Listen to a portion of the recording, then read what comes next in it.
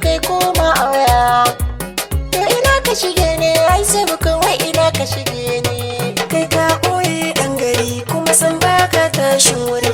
Da labari a gare ni wanda ya sa yau raina ke fari. Ya kamata mu zauna ga guri, akwai labari mai kiri. To amma kan wannan nima da abin da ya zo da ni, na san ko na shiga hargitsi ai kai ɗaya za ka fito da ni.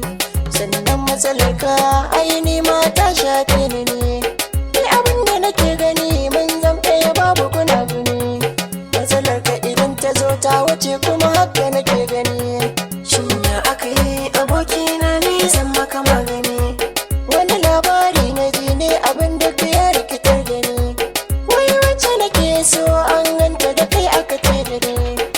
Abokina kar da ka sani cikin juyayi, wacce a cikin su kar da su samu mukama bulayi. Maryam ko Aisha ko kwazancin binta kake yi. Kash abokina kake ka daina abin da kake yi.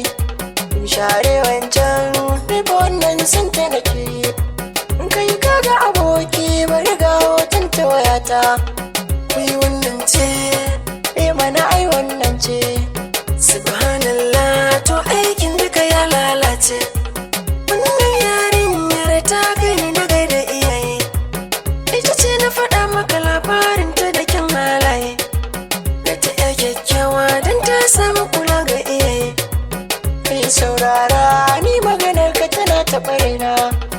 Ita ce yarinyar da na ce maka ta shiga raina. Kuma na rantse santa da gaske nake har raina. Wai kai a ina ka santa ta san ka kuka rike juna. Abokina sai ka gane kalar zance na.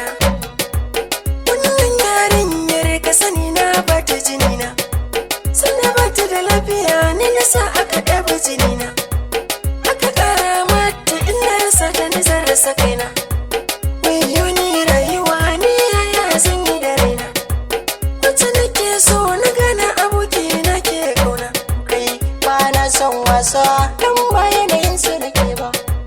Ba zancen wasa ai ni ma ba san shi nake ba. To abokina dan Allah ya kamata ka janye. Ai kai ne ya kamata ka janye. Haba aboki bai kamata ba mi jaye jaye. In faɗa maka ni tun farkon haɗuwar da na ganta. Silar haɗuwar mu na san ta wuce ta fi nagarta. Da akwai wata rana inda ba ne sun ka tare ta. Wai akwai wani gaye a cikinsu yana yin musunta. Dan ba ta san shi shine dalilin sun ka tare ta. Wai idan suka kara ganin ta da wanda za su kashe ta. Ni na zo zan wuce nan take na ɗauki wayata. Hanzari na kira waya polis na kira mahukunta. Nai magana na ce da shi kasu sake kulata. Na raka ta gida na ce da ita ta sallan bata. Kuma mun jore soyayyar mu da babu irinta. Har tana furcin in babu ni za ta rasa ranta. Lallai fa aboki, aboki ka shafa ma. Lallai fa aboki, aboki ka shafa ma. Amma fa aboki ta ce mini in tura iyaye. To ai ni ma haka ta ce min da in tura iyaye. To ya ka gani abokina wai ya za a yi? To abokina wai menene matsalar ne? To tsaya yanzu daga ƙarshen zance. Ni na san ba a raba mu. Tabbas ba a raba mu. Duk wanda ya so ya ji kanmu. To yanzu mu share duk lamarin mu rufe shafinta. Abokina na bar maganar ta. Ni ma na